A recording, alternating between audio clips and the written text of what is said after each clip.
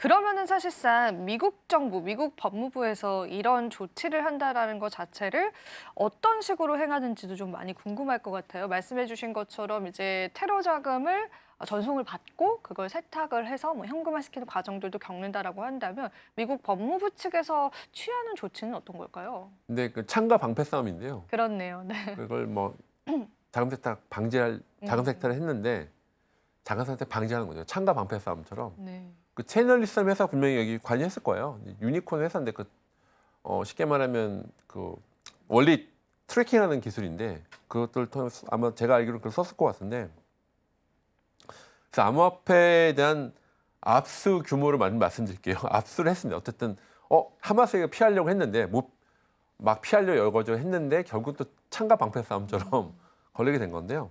암호화폐 압수 규모가 앞에 잠깐 말씀드렸지만 하마스와 연계된 17개의 암호화폐 지갑에서 약 20만 달러, 뭐 약 35억 원 가까이 되죠. 상당을 압수했고요. 2023년 10월 이후로 150만 달러 규모의 자금 세탁 네트워크와 연결된 걸 확인됐다고 하고요. 그래서 이런 것들에 대해서는 기본적으로는 법무부와 이제 연결되는 뭐 채널스나 그런 아마 같이 연결되는 미국 기술 회사가 있어요. 팔란티어처럼. 그래서 이 하마스가 피하려고 막 했는데 그걸 또 역추적해서 찾아낸 거죠. 그래서 이렇게 추적을 피하기 위해서 했지만 창과 방팔사형처럼 미국이 또 미국 기술이 좋잖아요. 네. 뭐 그런 것들을 해서 그것들을 이제 찾아내서 다 압수하게 된 거죠. 그래서 왜냐면 채널리스트의 핵심이 뭐냐면 그 데이터베이스가 있어요. 여기는 뭔가 위험한 테러 자금하는 데네, 자금 세탁을 하려고 하는데 그런 강한 데네 그런 일종의 블랙리스트가 있어요. 이 지갑 주소는 위험해 안 위험해 그런 데이터를 관리하는 게 채널리스트 기술인데 아마 그런 비슷하게 썼을 겁니다. 그래서 법무부가 그렇게 여기로 갔었다고 하면은 여기는 하마스 연결될 수 있는 고리가 있는 그 역추적해서 결국 이렇게 찾아내서 압수하게 된 거죠. 그러면은 사실은 하마스 입장에서도 이게 압수당했기 때문에 어떤 자금 조달의 차질이 분명히 생겼을 것 같은데 제가 이런 이야기를 또 하면서 북한 이야기가 또 떠오르더라고요. 지금 이제 일부 물량을 해킹을 한 상황에서 이 또한 현금화시키는 과정에서 지금 미국 FBI가 나선 네. 상황이잖아요. 충분히 이제 그 자금을 압수할 수 있는 가능성도 있는 거네요. 네, 가능성이 있죠. 없진 않습니다. 근데 음, 그걸 또 아까 말씀한 창과 방패 싸움이라고 네. 말씀드렸잖아요. 이쪽에서는 창과 방패 싸움처럼 찌르려는 사람과 이제 막는 사람이 입장인 네. 거죠. 그래서 아마 미국에 당연히 이제 그런 우리 하마스 압수하는 것처럼 북한에 대한 것도 압수를 하려고 당연히 시도할 거고요. 그래서 그런 전방위적으로 이제 아마 해서 이제 근데 거꾸로 북한 입장에서는 그걸 모르진 않을 거거든요. 해킹을 잘하는 것처럼 해킹을 잘하는 사람이 또 해킹을 방지하는 법을 잘 아는 거겠죠. 그런 관점에서 아마 그런 분들은 또 연결돼서는 당연히 압수될 가능성이 있다. 음, 기술적으로는 네. 맞습니다. 네, 창과 방패의 싸움으로 살펴보면 좋을 것 같습니다. 자, 그러면은 하마스 같은 경우에는 앞서서도 이제 사용 방법을 말씀을 해주셨는데 이번에 그럼 압수했던 규모 자체가 어떤 게 많고 그리고 어떤 코인들을 가지고 이제 압수를 하게 됐는지 그 종류도 굉장히 궁금한데요. 그 부분도 좀 이야기 나눠볼까요? 네, 그 제분 USDT 20만 달러는 거의 이제 USDT고요. 네. 그래서 이거는 20만 달러니까 아까 말씀하셨던 금액이 나와 있고 과거 압수를 보면은 2021년도에는 뭐 BTC, 이더리움, USDT 등한 770만 달러 있어서 그때는 지금은 이번 압수한 건 USDT고요. 전에는 비트코인, 이더리움 섞여 있었고 뭐 일부는 도지도 있었다는 얘기도 있습니다. 그러니까 암호화폐는 다양하게 다 쓰이는 거죠. 뭐 스테이블 코인도 쓰게 되는 거고 뭐 비트코인도 있고 이제 도지코인도 있고 트론 다양한 암호화폐 그러니까 이거는 암호화폐가 이제 시장이 다양하잖아요. 물론 메이저는 비트코인이긴 합니다만 그래서 BTC, 도지코인, 트론 등 다양한 암호화폐를 통해서 이제 쓰기는 거고요. 그래서 이런 지갑의 종류는 이번에 압수된 건 USDT였는데 이전에 보면 비트코인, 도지, 다양한 트론, 다양한 아마 그 비율로는 되게 좀 다양한 걸 알고 있습니다. 이번에는 USDT인데 이전엔 비트코인, 도지코인, 트론 등 다양한 암호화폐 지갑이 있었다. 그래서 여러분들이 해킹을 잘 당했으면 여러분들 갖고 있는 게 이렇게 자금 세탁기 겹쳐서 갖고 있는 그렇네요. 네. 도지코인을 해킹당했다는 게 암호화폐가 특성상 이게 뭐 세탁돼서 넘어갈 수도 있기 때문에 유의해서 관리를 잘 하셔야 돼요. 그게 양날의 검인 것 같습니다. 이 블록체인 업계에서는요. 그래서 익명성이 보장된다라는 게 때로는 뭐 마약 거래라든지 또 이런 테러 자금으로 활용될 수 있다라는 그런 단점들이 좀 있는 것 같아요. 아무래도 또 우리가 제도권으로 들어오려면 조금 더 공정하게 사용이 돼야 하는데 아직 그런 부분들이 우리 암호화폐 시장에 확실히 드러나고 있지 않기 때문에 미국 정부 측에서 나서서 이 테러 자금들을 압수를 하려고 하는 그런 움직임들이 좀 나왔던 것 같습니다. 자, 그러면은 미국 정부가 지금 하마스의 테러 자금을 압수를 하게 됐다면 이 자금을 가지고 어떻게 활용을 하겠다라고 하는 가이드라인까지는 현재 나온 건 아닌 거죠, 네, 교수님? 그래서 뭐 국고로 들어오겠죠. 음, 보통 일반적인 말하면 이것들은 뭐 전략 비축 자산으로 일부 넣을 수 있겠지만 넣을 수도 있는 거고요, 그죠? 예를 들면은 비트코인 이용 가능할 수 있겠죠. 비트코인을 이제 지금 USDT인가 그러는데 이전에 있었던 비트코인은 이런 뭐 법적인 것도 프로세스가 있긴 할 텐데요. 전략 비축 자산에 포함해 한마디면 되겠죠. 맞습니다. 네. 그게 또 우리 시장의 호재가 될 수 있고 사실 이게 하마스의 사례 같은 경우에는 굉장히 뭐 인도적으로 안 좋은 사례이기는 하죠. 다양한 또 테러 집단들이 암호화폐를 통해서 자금을 조달하고 있는 상황이긴 한데 또 좋은 예도 있습니다. 우크라이나 같은 경우에는 기부금을 또 암호화폐로 많이 받았기 때문에 이게 진짜 제가 앞서 말씀드린 것처럼 양날의 검과 같은 그런 현상들이 이제 블록체인 세계 내에서 이루어지는 것 같아서 무조건 좋은 쪽으로만 쓰일 수도 없다라는 게 또 이 금융시장의 한 면인 것 같아서요. 그런 면도 여러분들이 같이 살펴보시면 좋을 것 같고요. 그러면은 실제로 제가 이제 정부들이 가지고 있는 많은 이제 암호화폐 자산들은 대부분 이렇게 이제 압수된 물량이거나 불법 거래에 사용된 물량들이 많더라고요. 뭐 중국 정부도 그렇고요. 만약에 이제 하마스에서 이제 압수한 물량을 비축 자산으로 포함을 시킬 가능성도 이제 있다라고 언급을 해주셨고. 이건 이제 내피셜. 네, 내피셜이죠.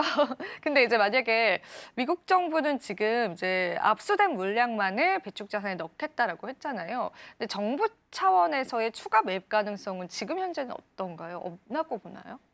그때 저는 한번 요 주제로 말씀 나눴던 것 같은데 그러니까 법적인 부분은 이건 뭐 이거 앞선 건 넣을 수 있겠죠. 근데 추가로 하는 부분을 질문하신 거잖아요. 네. 그거는 전에 말씀드렸지만 이제 법적으로 이제 들어갈 법안이 쉽지는 않다. 네. 법안을 이제 발의돼서 프로세스가 있거든요. 그걸 다 해서 이제 상원 하원 다 공화당이 있어서 가능성은 있습니다. 가능성이 네. 없지는 않은데 근데 기존에 있었던 리거시 그 또 미국 정치가 트럼프만 있는 건 아니잖아요.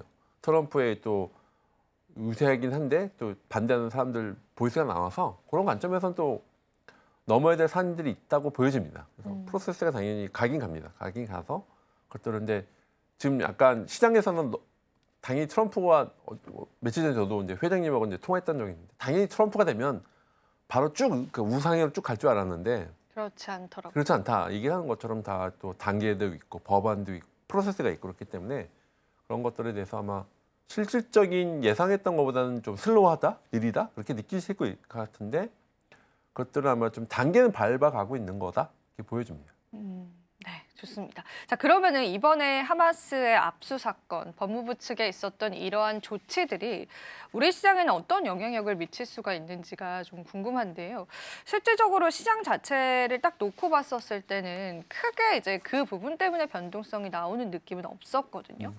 근데 이제 우리가 장기적으로 봤었을 때는 영향력은 있을 거라는 생각이 들어요. 교수님 보실 때는 이번 이런 조치가 암호화폐 시장에 어떤 영향력을 미칠 거라고 생각하세요? 그러니까 암호화폐 쪽에서는 이제 앞으로는 약간 음성적인 걸 굉장히 누르고 양상화시키는 거다 이렇게 보여지는 거죠. 그러니까 지금 미국 정부도 그렇고 우리가 AI 크립토 차례도 만들고 페이팔 마피아 중심으로 이렇게 좀 뭐 폴 앵키스, 뭐 데이비 sak스 이렇게 좀 하고 있어서 우리는 양성화하는 거잖아요. 물론 그 이면에 몇 번 말씀 미국 우선주의가 있긴 합니다만 그래서 양성화되는 관점에서 테러를 쓰고 있거나 약간 부정적 이미지 있는 걸 굉장히 확 누르는 거죠.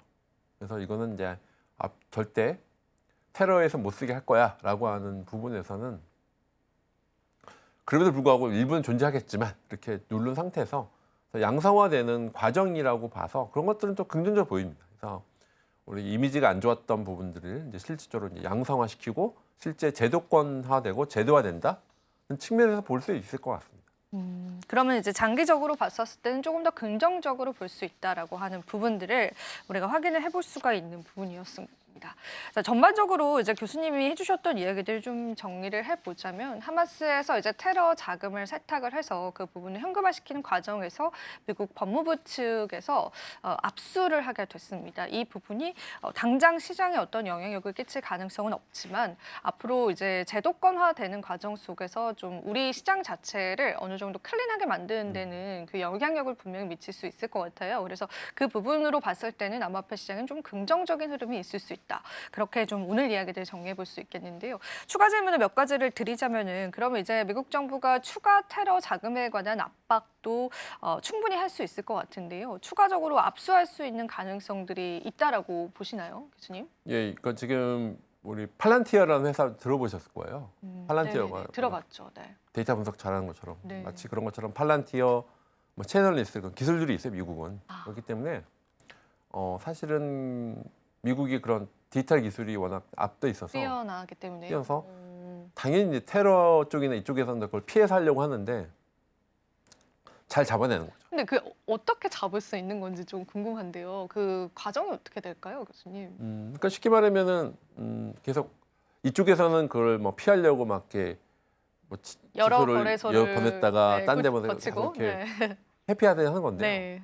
그걸 끝까지 이제 데이터 분석처럼 네. 아 여기로 왔다가 바로 빠졌지만 여긴 좀 위험한 데네 그런 확률적 그 일종의 블랙리스트를 갖고 있는 거예요.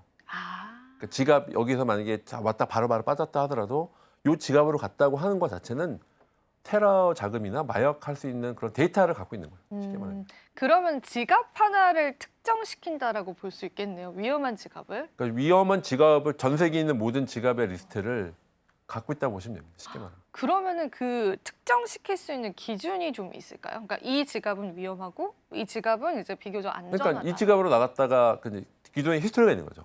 그 전에 있었던. 그러니까 히스토리가 여기 갔을 때는 뭔가 위험한 데 썼어라고 하는 히스토리와 데이터가 쌓여 있다고 보시면 돼요. 사실 우리가 이번에 북한 테러 사건 때도 북한의 이제 해킹 사건 때도 그 지갑을 특정해서 이 크립토 투자자들에게 또 뿌렸던 적이 있었잖아요. 그러면 그런 거랑 비슷한 맥락으로 이 지갑이 이제 북한의 소행이 담긴 지갑이다라고 이제 우리에게 공개할 수 있는 것처럼 미국 맞습니다. 정부 측에서도 그런 리스트들을 좀 가지고 있다고 볼 수 있겠네요. 예, 그게 미국 정부 측면 그리고 채널리스나 팔란티어 같은 회사들이 다 도와주는 건가요? 뒤에 다 공유했다고 보시면 돼요. 그러니까 미국 정부만 하는 건 아니고요. 그러니까 미국 정부가 뭐 팔란티어나 채널리스나 이런 회사들이 다 서포트하고 있는 거죠. 그래서 우리나라도 뭐 경찰청, 검찰청 뭐 그런 데에서 다 국세청 그런 데가 채널리스트 쓰고 있어요 현재. 그런 것처럼 다 왜냐면 공조하고 있는 거죠. 국제 공조하는 것처럼.